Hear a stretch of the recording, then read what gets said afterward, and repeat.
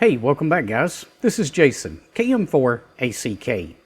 Today, we're going to walk you through every single step of getting a Build-A-Pi system up and running. Stick around and we'll get right to it.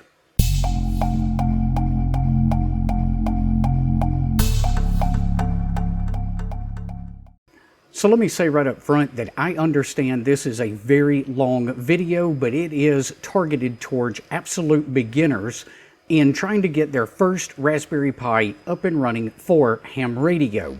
I will leave chapters down in the description below so that if you just need to skip ahead to a certain step, you'll be able to click on that and find the information specific to what you need.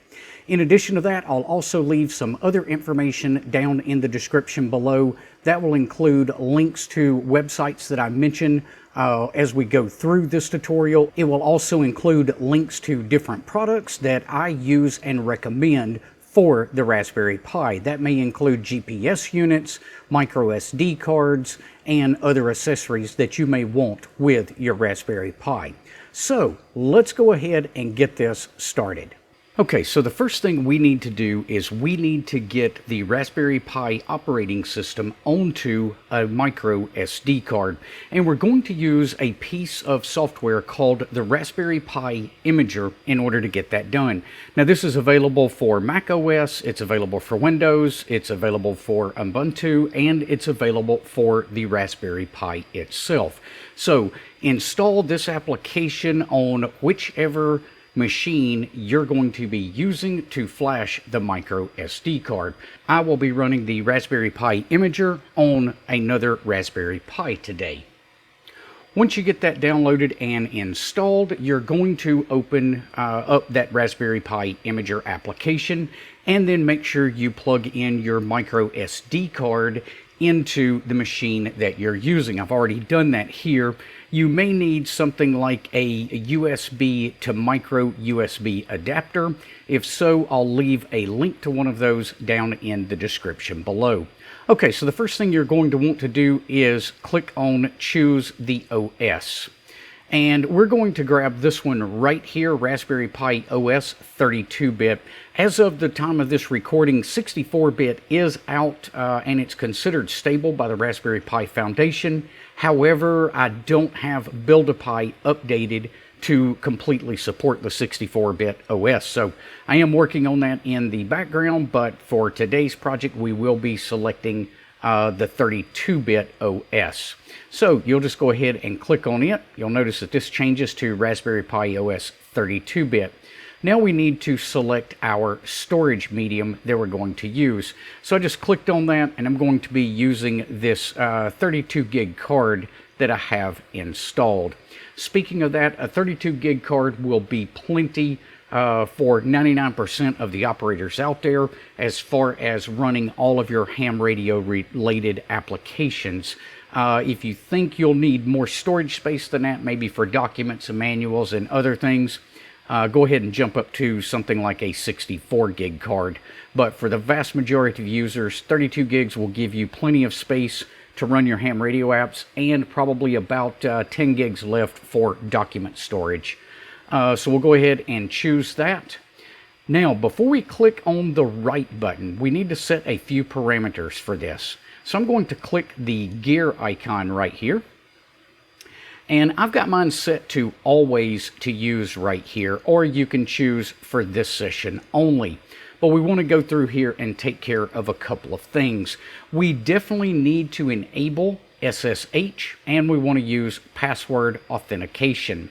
We'll scroll on down on this just a little bit, and we can go ahead and set the username and the password for the Pi. Now, for Build-A-Pi to run correctly, we do need to leave the username at Pi, and we can select whatever password we want here. For right now, I'm just going to leave this as the default password, and I may change that later, but for right now, I'm just going to leave that at default, which will be Raspberry. Coming on down, you can go ahead and configure your Wi-Fi if you want to. So you can go ahead and tell it what your Wi-Fi SSID is and the password. I'm not going to be using that option because I'm going to be plugging mine up to the network using a Cat5 cable, so I don't have to worry about Wi-Fi right out of the gate. But if that's something you need, go ahead and click this box and fill in the SSID and the password, and you'll need to go ahead and set the Wi-Fi country as well. In addition to that, scrolling on down, we've got some local settings. So I'm in the Central Time Zone, so I'm going to pick Chicago here, and the keyboard layout is for the US. Set that appropriate for your needs. I don't ever check this here for skipping the first run wizard. I do want that to be presented to me when we boot up the Raspberry Pi. And we've got a few other options right down here where we can play a sound when this is finished, eject the media when it's finished, so I definitely have that checked, and enable telemetry. So we'll go ahead and choose save once all of that information is there, and next we need to choose write. It's going to give us a warning telling us that it is going to erase all of the existing data on the SD card. And do we want to continue? Yep, that's exactly what I want to do. So I'm going to go ahead and click yes, and it will ask me for a password. This is on the Raspberry Pi specifically, so your system may not ask you for this password. If you are running on a Raspberry Pi, go ahead and click enter your password and then click OK. And that's going to download the OS and write it to the SD card. So once this is finished up, I'll be back with you guys. Okay, so that took mine probably about 30 minutes to get the image downloaded from the internet and then go ahead and write it to the SD card. Once that's finished up, you will get a write successful dialog box. And at that point, you can just click continue and go ahead and remove the micro SD card from this machine and plug it into the Pi that we will be working on. Okay, so if you're connecting up a monitor, keyboard, and mouse directly to the Pi, you can probably skip this step. Since I set up all of my Raspberry Pis headless, I need to go ahead and configure everything so that I can get a GUI interface using VNC Viewer into the Raspberry Pi that we're setting up. So, first thing you're going to need to know is the IP address that was assigned to your Raspberry Pi. Now, there's a couple of things you can do. You can actually either use the actual IP address. We're going to make an attempt here at something else. So on Linux or a Mac machine, you can just open a terminal window. So I want to interrupt here for a second. I realized while I was editing this video that I didn't mention how to SSH into the Raspberry Pi from a Windows machine. You're going to need something like PuTTY, and I'll leave a link to this application down in the description below, but PuTTY will allow you to SSH into the Raspberry Pi to set things up, much the way we do on Linux or Mac OS. And type SSH pi at raspberry.local. And see if this will allow you access to the Raspberry Pi. If not, you can use the actual IP address, so it would be pi at, and then whatever that IP address is. But let's go ahead and see if this works for us today. Okay, so that one didn't work in my particular case for today. It might take it a few minutes to populate so that that the network realizes the Raspberry Pi is online. But we'll just use the IP address instead. So SSH pi at 10.4.36.194 should be the address of my Raspberry Pi. Okay, and here's another interesting thing that if you do this enough, you're probably going to run into. You'll get this warning about something is possibly happening with a man-in-the-middle attack. And you can get this warning on Mac, Linux, or Windows. I've seen it happen on all three of them. But what you're looking to do is on Linux, you can use this SSH-keygen command. So I'm just going to copy that and paste it here. The same command, I believe, will work on Mac. On Windows, it may be something a bit different. You'll have to do your research on that, guys. I don't run Windows machines. Once I've ran that, I'm going to rerun the SSH pi at 10.4.36.194 command. And it should ask me if I really want to connect to this box. I'm going to tell it yes, and I'm going to enter the password. Now remember, I didn't change my password from default for this particular Pi, so it's Raspberry. Now, one thing to note right here, if you're brand new to this, especially from a Linux terminal, when you type your password in this window, you do not see anything. It's like you're not even typing. So you don't get any stars or dots or anything like that to indicate that you're typing. Just go ahead and type in your password and press return. Now, at this point, you can see that I am into this new Raspberry Pi as indicated right here, Pi at Raspberry Pi. So the next command we want to run is sudo space raspi-config. Go ahead and press return on that, and you'll be presented with this new dialog box here. Now, the mouse does not work in this box. You're going to have to use your up-down arrows on your keyboard.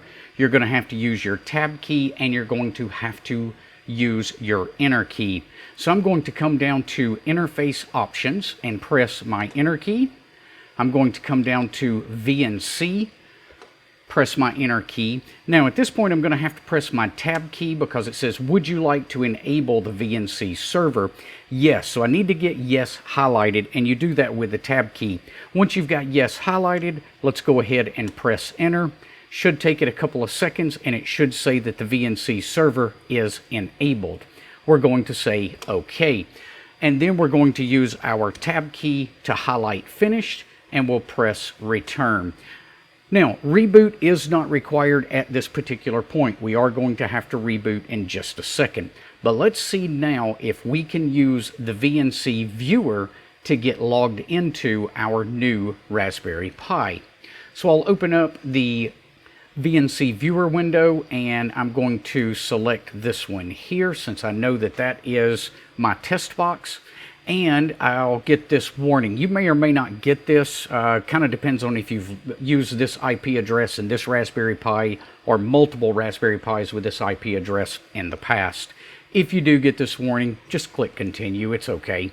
Username is Pi, and again the password is Raspberry. Okay, hopefully at this point you can see your new desktop. Now, the resolution is incorrect in my case, so we're going to fix that. I'm not going to worry about these dialog boxes that have popped up here. I'm just going to hit cancel on that one, and I'm going to hit the X on this one. Now, there's something kind of funny that goes on with Bullseye. And your connection over VNC may be extremely slow. As soon as we reset the resolution to what we need and reboot, that lagginess should go away. So I'm going to go up to the main Pi menu, come down to Preferences, and then come down to Raspberry Pi Configuration. Once the configuration box opens up, I want to choose the Display tab here at the top. And then right here where it says Headless Resolution, I'm going to click the drop-down box there, and I'm going to choose 1920 by 1080. Then click OK. At this point, you will get a dialog box telling you that you need to reboot in order for these changes to take effect. So let's go ahead and reboot the Pi now. Once the Pi reboots, you should have a full screen window now at the proper resolution, and that lagginess with VNC Viewer should go away for you. A word of note here though, as these videos age, sometimes settings and dialog boxes can shift around a little bit. So if as a new version of the Raspberry Pi OS comes out, they may have changed some things, and that's just the nature of making tutorial style videos like this, is over time things can change and outdate these particular videos. Now, I know my Raspberry Pi is still using the default password, so I'm just going to choose OK. Now, if you didn't connect your Raspberry Pi to a Wi-Fi when you were doing your setup, you can go ahead and do that now. So I'm going to click on the two chasing arrows up here in the top right corner, and I'm going to choose Turn On Wireless LAN. And it might tell me I need to set my wireless country. So I'm going to come right here where it says click here to set the wireless LAN country. and I'll just go ahead and set this to the US. Once you've chosen your country, choose OK. Now go back up to those two chasing arrows in the top right corner, click on those, and you should see all of the Wi-Fi SSIDs that are in your area. So I'm going to tell it to connect to the Ultimate Pi, and then I'll go ahead and give it the password and choose OK.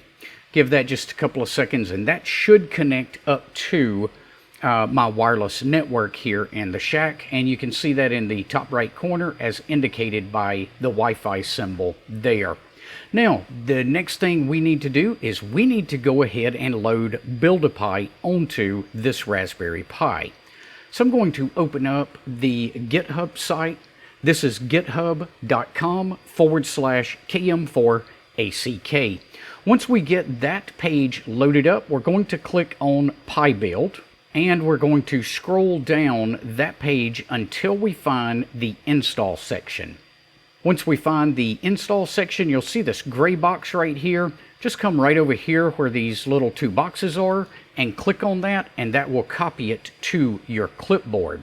We can minimize that website, and then we will open up the terminal window on this Raspberry Pi. Now, you can right click and then choose paste to paste in that command. Pressing enter will go ahead and execute that command and get the Build-A-Pi script running. After a minute or two, you should be presented with this box here that tells you if you choose everything that Build-A-Pi has to offer, it's going to take roughly 4 hours to complete installing all of that. You can go ahead and click continue here, and it's going to ask you for your call sign. So go ahead and give it my call sign and press continue. Now you'll be presented with the first of 4 screens where you can choose to install different applications. I'm going to be hand choosing a few of these for this particular build, and we're not going to go through all of this. I have done a video in the past. It's called What to Install and Why. I'll leave a link to that here across the screen, and I'll leave a link to it down in the description below so that you guys can do some more research if you're brand new to some of these applications. Now, if you prefer, you can click the check all and continue button, but I didn't want every single application installed, so I just put a check mark over here on the left hand side by the applications that I wanted for this demo video. So once I've chosen what I want, I'm going to go ahead and click next. And it's going to tell me to connect up the GPS to the Raspberry Pi. So we'll go ahead and plug up the GPS now, and we'll go ahead and click continue.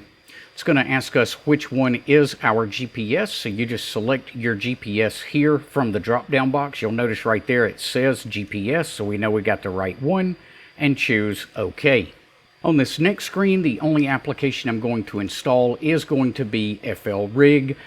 More times than not, you will definitely want to install FLRIG on your Raspberry Pi. On the third screen here, you've got all sorts of ham-related applications that you can install. I'm just going to pick a handful of the most popular applications so I can show you guys how to configure those in just a few minutes. Once you've chosen what you want, again, click Next. If you choose to install Pat Winlink, it will ask you for your 6-digit grid square and your password here. Now, obviously, you would enter your actual password, not just put password in that box. Once you've entered your Winlink password, go ahead and click Continue. And then I'm not going to install anything from this last screen, so I've left everything blank, and we can just choose Install Selected. Now, again, depending on what you chose to install will dictate how long it's going to take everything to install. I'll be back with you guys as soon as this gets finished up. After everything has had a chance to install, you'll get the box that pops up that tells you that you need to do a reboot to finish up. So we'll go ahead and reboot the Pi now, and then we'll get started with configuring the radio. Once the Pi is rebooted, you will get a Build-A-Pi Complete dialog box. We can go ahead and close that, And again, I'm getting that warning about my password still being set to the default password, and that's okay for right now. First thing we want to do with every new installation, if we're going to use rig control, is we want to set up FLRIG. So I'm going to go ahead and open FLRIG, and I'm going to get this transceiver not responding error message. That's okay because we haven't set everything up yet. The only time you wouldn't want to configure FLRIG is maybe you're going to put together a setup with a radio like a Yaesu FT2980R that doesn't have rig control capabilities. So you're going to use something like a SignalLink sound card that will trigger the PTT via Vox.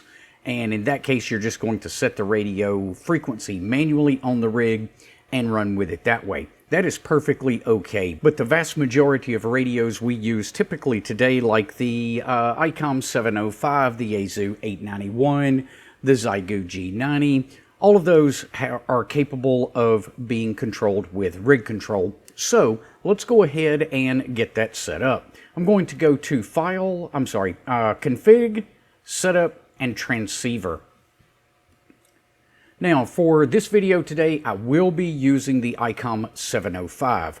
Before we get to this, I'm going to show you guys one other thing. I'm going to open the terminal window. Let me get that centered up here. I'm going to run one command, ls space /dev/serial/by-id. And that's going to show me the USB devices that I have plugged up to the radio. In this case, you'll notice that it is the 705, and I've got two listings here for it. One of them is this IF00, the other one is IF02. I believe IF00 is going to be for my cat control, and IF02 is going to be the built-in the built-in GPS on the 705. So let's go back. I'm going to minimize this. Let's go back over to rig control. Okay, so let's go ahead and choose the 705 for this first dialog box here. In the next box down, you're going to see that same thing that we saw when I listed out the dev serial ID directory just a minute ago. So that should be our first one here. And typically for most radios, the default settings are okay. If you're having some issues with this, try changing your baud rate or jump over to the forum and ask guys in there that may be familiar with your specific radio. Let's go ahead and hit the initialize button. And it looks like we are connected with our radio. So I'm going to close this particular window here. And the next thing I'm going to do is just click the PTT button and make sure that the radio actually goes into transmit mode. Once you verify that, you are good to go. Now, what I like to do is I like to go ahead and click File and Exit on FLRIG. That just makes sure that all of my settings that I just entered get locked in. And then I'm going to reopen FLRIG. This time it pops up and everything is set correctly for our radio. So we can go ahead and minimize that. Now, one other thing to note real quick is you notice over here in the top right corner it says no GPS. Well, actually, when I was running Build-A-Pi, I used one GPS, then I decided to use the 705 with this particular build, so it's a different GPS. We need to update that so that we can get our GPS information in Conky. From the main Pi menu, let's go ahead and click on it, come down to Accessories and the GPS Update tool. I'll run the GPS Update tool, and I'm going to choose a USB type GPS because the 705 is connected via USB. I'll click Continue, and it's going to tell me to connect my GPS to the Pi. We'll go ahead and click Continue once we've done that, and then we need to select the correct port. Now, if you remember, that IF00 was the one we used in FLRIG just a couple of seconds ago, so we actually want to use the one that's labeled IF02. We'll choose that one and click OK. And the GPS has now been updated. So this information should update in just a few minutes over here on the right. It takes it usually, I think, 2 to 3 minutes to update. once the GPS has a lock on the satellites. So let's go ahead and start configuring. We're going to walk through configuring 3 different applications, and these are probably the 3 most popular applications for ham radio. So we'll start with everybody's favorite, WSJTX. So I'm going to go ahead and click on that so that that one will start opening. Now let's come up here to File and Settings. Get this over here kind of centered up for us. I'm going to enter my call sign, my grid square, and then we're going to head over to the Radio tab. Under Radio for RIG, we're going to choose FLRIG, FLRIG. Since we already have FLRIG configured for our radio, this makes it super simple to get WSJTX running. The PTT method is going to be CAT, and I believe that's pretty much all we need. Might want to tell it that we want to use our data packet mode, and then if you want, you can use split operation of RIG or fake it. Typically, I'll use fake it. Let's go ahead and test that CAT. Oh, and I forgot to enter the sound card device.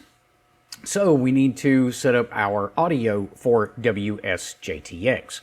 I'll go ahead and click on that first box, and you're typically looking for the selection that has audio codec in it. So if you notice this one right here, this is our input and audio codec. So let's go ahead and choose that one. Let's get our output selected. Again, we scroll down to the very bottom and you'll see output right here, and it says audio codec. Let's go ahead and select that. Now let's head back over to radio and let's test that CAT control again. And CAT goes green, so it looks like that is working, and we can go ahead and test the PTT as well. My PTT is working correctly on the radio. That's it, guys. WSJTX is configured, well, the very basics anyway, as far as working with your radio. So I could come over here and I'm just going to change to 7078 right here and just verify that everything is changing on the radio and working correctly. And it does look like my radio followed along. So that's it. We're done configuring WSJTX. We'll go ahead and close out of that application. And the next one I want to take a look at is JS8 Call. So we'll go ahead and open up JS8 Call. It is going to be very, very similar to WSJTX. Now, JS8 Call opened to the screen right here for my settings. So I'm going to go ahead and enter my call sign. Again, we'll give it my grid square. Now let's go over to the radio tab. And again, we're going to select FLRIG, FLRIG. And I scrolled way past that one. Let's see if this mouse is a little bit sensitive today. All right, there it is, FLRIG, FLRIG. PTT method is going to be CAT for my particular setup. We'll use data packet mode and fake it. Let's jump over to the audio tab right here. And it is already picked up. Looks like this one is correct. It doesn't look like this one is correct. So I'm going to open that one up. And if you'll look right down here at the bottom, once again, we've got that ALSA output USB audio codec. Now let's jump back over to the radio tab and let's test our CAT control. And it looks like that is working correctly. We got the green button. And next we'll test PTT. Again, press this button and take a look at your radio. Make sure it's going into PTT mode. Once we're happy with those settings, we can just click OK. And it looks like JS8 Call is working with the radio. If I change the frequency here, we can take a look at the radio and verify that the radio did change to the correct frequency. That looks like it's working. I'm going to just click the tune button real quick and test that PTT again, and that is working as well. And that's it. JS8 Call is configured and ready to go. Now, last but not least, we want to take a look at configuring WinLink. Oh, by the way, you'll notice we now have a valid grid square over here in Conky. So moving on to Winlink, which is the final application that we're going to configure today. Let's come up to the main Pi menu here, and let's come down to ham radio and choose Pat menu. Once we're inside of Pat menu, we're going to come down to settings and config. A lot of this will already be done for you, but we do need to make a few little tweaks here. We're going to come up to current config settings. And you'll notice my call sign is already filled in. Most of this should be correct for what you need. But RIG control is turned off by default, so I want to set that to yes for RIG control to make sure that RIG control is set to on. And we'll go ahead and click update here, and then I want to head back to the main menu. This is one of the biggest things that trips people up when they start working with Pat Winlink. And that's not getting this next setting correct. We want to go into Manage Pat Winlink, and then we want to choose Set RDOP PTT. And you'll see right here in bold, it tells us that our current Pat RDOP PTT equals false. We need that to be equal to true. So choose true from the drop-down box, and then click Set PTT. That will set the RDOP PTT to true. Now, the reason we do that is if you're using a sound card like the SignalLink that uses Vox, you don't have to worry about setting that RDOP PTT. But when you're relying on cat control to trigger the PTT on the radio, then we need to set this to true. And literally, that should be the only things we need to do to get Pat and Pat Winlink configured. If we come over here, I'm just going to go ahead and click Start the RDOT modem for making a HF connection. Now, I'm not going to take the time to make an HF connection. I just want to verify that everything is starting correctly. So if you give it just a couple of seconds, you should get this box here that says the RDOT modem has started, and you notice it has opened the Pat Winlink mailbox in the Chrome browser. So hopefully, armed with the information that you have learned through this video, you'll be able to get your Raspberry Pi up and running. Should you run into a snag or you need a little additional help, or maybe you've got a different radio from the ICOM 705, go ahead and jump over to the forums and make a post there. That is the absolute best place in the world to get tech support. You may have a radio that I'm not familiar with, but there's probably somebody over in the forum that has that particular radio that can help you get up and running. Be sure to give us a thumbs up before you head off if you found this information helpful. We will see you guys on the next one. Until then, 7-3.